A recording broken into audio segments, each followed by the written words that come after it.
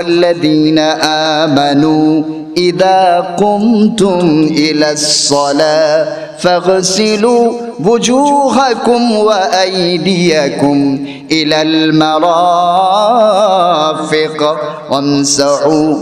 وامسحوا برؤوسكم وأرجلكم إلى الكعبين আল্লাহ তাআলা এখানে বলে দিলেন ইদা কুমতুম ইলাস সালাত, যখনই তোমরা নামাজে দাঁড়াবে, নামাজের জন্য প্রস্তুতি গ্রহণ করবে, ফাগসিলু বুজুহাকুম, তোমরা তোমাদের মুখমণ্ডল ধৌত করো। ফরজ বিষয়গুলো আল্লাহ বলেছেন, ফরজগুলো আল্লাহ কোরআনে বলে দিয়েছেন যে ওযু করার সময় এক নম্বরে তোমাদের মুখমণ্ডল ধৌত করো। ওয়াইদিয়াকুম ইলাল মারাফিক, তোমাদের উভয় হাত কোনই পর্যন্ত ধৌত করো। আমসাহু বিরুউসিকুম, এবং তোমার মাথা মাসহ করো। ওয়া আরজুলাকুম ইলাল কা'বাইন, এবং দুইটা পা তুমি পায়ের টাকনো পর্যন্ত ধৌত করো। সুবহানাল্লাহ বলুন, আল্লাহ বলেছেন এটা। এখন আপনাদের কাছে প্রশ্ন, আপনি হাত ধুইলেন, মুখ ধৌত করলেন, মাথা মাসহ করলেন, কিন্তু পা ধৌত করলেন না, আপনার ওযু হবে কিনা? ওযু হবে? ওযু পরিপূর্ণ হবে না। আপনি ওইটা বুঝেন, ছোট্ট বাচ্চাও এটা বুঝে ওযু হবে না, কারণ এই বিষয়গুলো আমরা ভালোভাবে জেনেছি। এবার আসুন সালাতের ক্ষেত্রে, আমরা জানি সালাতের মধ্যে আরকান আহকাম 13টি বা 14টি ফরজ রয়েছে, আছে না? এই 13টি ফরজের যদি 12টি আপনি পালন করলেন, একটা করলেন না, সালাত হবে নাকি? বলেন, সালাত হবে? একটা সেজদা দিলেন না, সালাত হবে? শুধু সেজদাটা বাদ দিলেন, সালাত হবে না। এটাও আপনি ভালো করে বুঝেন। এবার আসুন রোজার ক্ষেত্রে, সিয়ামের ক্ষেত্রে, আপনি সিয়াম সাধন করেছেন। পৃথিবীর মধ্যে অনেক জায়গা আছে যেখানে 15 ঘন্টা 17 ঘন্টার মতো রোজা রাখা লাগে, আছে না? এরকম অঞ্চল আছে। আমাদের দেশেই তো আমরা 15 ঘন্টার মতো 14 ঘন্টা রাখি। এখন মনে হয় 14-15 ঘন্টা আমরাই পালন করি। এখন আপনি 14 ঘন্টা রোজা রাখলেন, 15 ঘন্টা রোজা রাখলেন, কিন্তু সূর্য ডুবার আগে, মাগরিব হওয়ার আগে 5 মিনিট আগে শুধু রোজাটা ভেঙে ফেললেন। মাত্র একটু সময় আছে, এতে কোনো সমস্যা নাই। আপনার সিয়াম, আপনার রোজা হবে কিনা? কেন হবে না? সবই তো করছেন, একটু বাদ দিয়েছেন। সবই করেছেন না, বাদ দিয়েছেন কতটুকু? 1 মিনিট বা 5 মিনিট। রোজা হবে? ফতোয়া দেন আপনারা, সব আপনারা বুঝেন। ওযু কখনো হয় না সেটা আপনারা বুঝেন। একটা অঙ্গ না ধুইলে ওযু হয় না, একটা সেজদা না দিলে সালাত হয় না। 5 মিনিট 15 ঘন্টা রোজা রাখার পরে 5 মিনিট যদি আপনি স্বেচ্ছায় এই সময়টা বাদ দেন, অথবা ভুলেও যদি বাদ দেন, খেয়ে ফেলেন কোনো কিছু, রোজা হবে না। এই ফতোয়া আপনারা এখন দিচ্ছেন, আপনারা ভালো করেই জানেন, কিন্তু আপনারা এটা জানেন না ঈমান আনার ক্ষেত্রেও ঈমানের যে শর্তগুলো আছে, আপনি একটা মানেন আরেকটা মানেন না, আপত্তি করেন, তাহলে আপনার ঈমানও পরিপূর্ণ হবে না, হবে না। ঈমান হয় না, ঈমান পরিপূর্ণ আনতে হবে। আমল আপনি করবেন আপনার সামর্থ্য অনুযায়ী, আল্লাহ কারো উপর বোঝা চাপিয়ে দেন না। লা ইউকাল্লিফুল্লাহু নাফসান ইল্লা উসআহা লাহা মা কাসাবাত ওয়া আলাইহা মাকতাসাবাত। কারো বোঝা কারো উপর চাপিয়ে দিবেন না, তার জন্য তাই রয়েছে যা সে অর্জন করেছে, যা সে কাজ করেছে।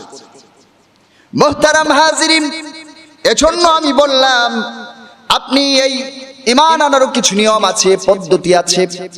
ঈমান আনার কিছু নিয়ম আল্লাহ তাআলা কোরআনে বলে দিয়েছেন, একটা সিকোয়েন্স আছে। আল্লাহ বলে দিয়েছেন, কাদ তাবায়্যানার রুশদু মিনাল গায়য়ি ফামান ইয়াকফুর বিত-তাগুত ওয়া মান ইয়াকফুর বিল্লাহ ফাকাদ ইসতামসাকা বিল উরওয়াতিল ওয়াসকা লা ইনফিসামা লাহা ওয়াল্লাহু সামিউন আলিম। আল্লাহ বলে দিলেন, সত্য এবং মিথ্যা প্রকাশিত হয়ে গিয়েছে, সত্যের পথটা বিকশিত হয়ে গিয়েছে। আয়াতের মূল কথা হলো এটা। সুতরাং সত্য প্রকাশিত হয়ে যাওয়ার পর, সেপারেট হয়ে যাওয়ার পর, যারা তাগুতকে অনুসরণ করবে, যারা ওমাই ইয়াকফুর ওমাই ইউমিন বিল্লাহ ফাকাদ ইসতামসাকা বিল উরওয়াতিল ওয়াসকা, এই সত্য প্রকাশিত হওয়ার পর আপনাকে আল্লাহর রজ্জুকে কঠিনভাবে ধারণ করতে হবে, তাগুতকে অস্বীকার করতে হবে। এখন কথা হলো, তাগুতকেও আমরা অস্বীকার করি না, শিরককেও আমরা ছাড়ি না। শিরকও করি, আল্লাহকেও মানি, ঈমানও আনি, আল্লাহকেও মানি, মাজারেও সেজদা দেই, আবার মসজিদেও সেজদা দেই। তাগুতকেও মানি। তাগুত অর্থ হলো যিনি বা যে, এটা শাসক হতে পারে, এটা পীর হতে পারে, এটা কোনো মানুষ হতে পারে, যে আল্লাহর আইনকে অগ্রাহ্য করে, মানে না এবং মানুষদেরকে নিজের আইন মানার জন্য বাধ্য করে, এটা হলো তাগুত, সীমা লঙ্ঘনকারী। আল্লাহ তাআলা ফিরআউনকে বলেছিলেন, ইযহাব ইলা ফিরআউনা ইন্নাহু তাগা, তুমি ফিরআউনের কাছে যাও, এটা সীমা লঙ্ঘনকারী। এজন্যই ফিরআউনের কাছে মূসাকে পাঠিয়েছিলেন, ফিরআউনের কাছে মূসাকে বলেছিলেন, ইযহাব ইলা ফিরআউন ইন্নাহু তাগা, ও মূসা তুমি এই ফিরআউনের কাছে যাও, এই লোকটা সীমা লঙ্ঘন করেছে। মুআজ্জিজ হাজিরিন, এজন্য একসাথে মনের ভিতরে তাগুতের প্রতি ভালোবাসা রাখবেন, আবার আল্লাহর প্রতি ঈমান রাখবেন। এই দুটা একসাথে হবে না। আল্লাহ বলেছেন এই দুটা করতে হবে এইভাবে যে মন থেকে শিরক, তাগুতের প্রতি মহব্বত আপনাকে ডিলিট করে দিতে হবে, সাথে সাথে আল্লাহর প্রতি ঈমান আনতে হবে। উল্টা পাল্টা করলে হবে না। রুকুর আগে যদি আপনি সিজদা দেন, সালাত হবে? আগে কি করতে হবে? প্রথমে হৃদয় থেকে মনে করে নিতে হবে একমাত্র আইনদাতা, বিধানদাতাকে। এজন্যই কালিমার প্রথম কথা কিন্তু নেগেটিভ। দেখুন, লা মানে নাই, লা ইলাহা, প্রথম বলতেছে কিছুই নাই, কোনো ইলাহ নাই।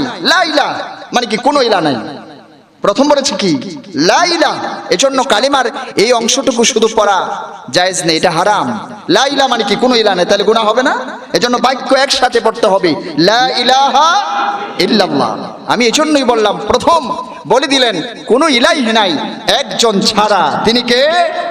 আল্লাহ। এজন্য আপনাকে প্রথমেই অন্যের প্রতি মহব্বত, আল্লাহর মতো করে কাউকে ভালোবাসা, এটা কিন্তু যাবে না। সবকিছুর মূলে আল্লাহকে কিন্তু মেনে নিতে হবে। মুআজ্জিজ হাজিরিন, একটা সময় আল্লাহর রাসূল বলেছেন, আন আনাস বিন মালিক রাদিয়াল্লাহু তাআলা আনহু বর্ণনা করেছেন, তাকুনু বাইনা ইয়াদাইস সাআ, আল্লাহর রাসূল বলে দিচ্ছেন, আনাস বিন মালিক থেকে বর্ণিত, قال رسول الله صلى الله عليه وسلم تكون بين يدي الساعة فتن كقطع الليل المظلم يصبح الرجل مؤمنا ويمسي كافرا ويمسي مؤمنا ويصبح كافرا يبيع أقوام। এই যে আল্লাহর রাসূল এই হাদিসের মধ্যে বলে দিলেন, এমন একটা সময় আসবে যখন অন্ধকার রাতের এই যে কঠিন অন্ধকার, এই অন্ধকারের মতো ফিতনা আসবে। অন্ধকার একটা ফিতনা না? মানুষ যদি অন্ধকারে পড়ে যায়, এটা এক ধরনের ফিতনা না? সে আলো পাচ্ছে না। অন্ধকার রাতের মতো ফিতনা আসবে। এই ফিতনার সময় মানুষ সকালবেলা মুমিন থাকবে, বিকাল বেলা সে কাফের হয়ে যাবে। সকালে ঈমান থাকবে, বিকালে তার কি থাকবে না? ঈমান হারিয়ে ফেলবে। আবার বলছেন ওয়ায়ুমসি, সন্ধ্যাবেলায় ওই লোকটা কাফের থাকবে, ওয়ায়ুসবিহু মুমিনান, পরের দিন ভোরবেলা আবার মুমিন হয়ে যাবে। মানে কি? উল্টা পাল্টা হবে। এরকম ঈমানটা কি হবে না? দৃঢ়ভাবে তার হৃদয়ে থাকবে না। এই কথাগুলি আল্লাহর রাসূল বলে দিলেন। আর মানুষ কি করবে? অনেক মানুষ ইয়াবিউ বিআরাদিম মিনাদ দুনিয়া, দুনিয়ার সম্পদের বিনিময়ে তারা তাদের ঈমানকে বিক্রি করে দিবে। নাউজুবিল্লাহ বলুন। দুনিয়ার সম্পদের কারণে ঈমান হারিয়ে ফেলবে।